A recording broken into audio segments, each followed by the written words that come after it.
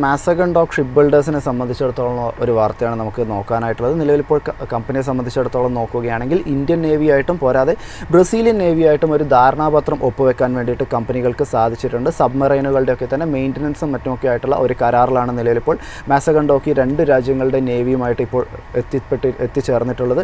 വളരെ പോസിറ്റീവായിട്ടുള്ള ഒരു വാർത്ത തന്നെയാണ് വന്നിട്ടുള്ളത്. നിലവിലിപ്പോൾ മാസ്ഡോക്ക് പരിശോധിക്കുകയാണെങ്കിൽ മാസഗൺ ഡോക്ക് ഷിപ്പ് ബിൽഡേഴ്സിൻ്റെ ഒരു ടെക്നിക്കൽസ് എന്താണ് സൂചിപ്പിക്കുന്നത്?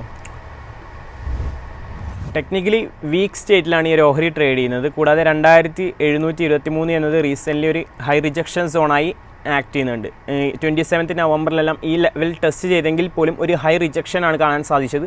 അതിനുശേഷം കംപ്ലീറ്റ്ലി ഒരു സെൽ ഓഫ് ആയിരുന്നു. അതായത് ഈ ഒരു ഓഹരി കൂടാതെ ഈ ഒരു മേഖലയിൽ തന്നെ നമുക്കൊരു ടെക്നിക്കലി വീക്ക്നെസ് ആണ് കറൻ്റ് കാണാൻ സാധിക്കുന്നത്. അതായത് ഡിഫൻസ് ഇൻഡെക്സ് അനലൈസ് ചെയ്യുകയാണെങ്കിൽ നമുക്കത് കാണാൻ സാധിക്കുന്നുണ്ട്. ഇത് നേരിയ തോതിലുള്ള മുന്നേറ്റം കാണാൻ സാധിക്കുന്നുണ്ടെങ്കിൽ പോലും ബിയറിഷ് ഫേസിലുള്ള റേഞ്ച് കൺസോൾട്ടേഷൻ്റെ സപ്പോർട്ട് വരെ ഈ ഒരു മേഖലയിൽ ബ്രേക്ക് ഡൗൺ എക്സാക്ട് ലെവൽ നോക്കുകയാണെങ്കിൽ 7838 എന്നത് ഡിഫൻസ് ഇൻഡെക്സിൽ ഇനി കറൻ്റ് ഒരു ഹഡിലായി ആക്ട് ചെയ്യാനുള്ള ഒരു പോസിബിലിറ്റി ഉണ്ട്. അതുകൊണ്ട് തന്നെ വരും ദിവസങ്ങളിൽ ഇത് മറികടന്നാൽ മാത്രമേ ഡിഫൻസ് ഓഹരികളിൽ ഒരു അപ്സൈഡ് റാലി എക്സ്പെക്റ്റ് ചെയ്യാവൂ.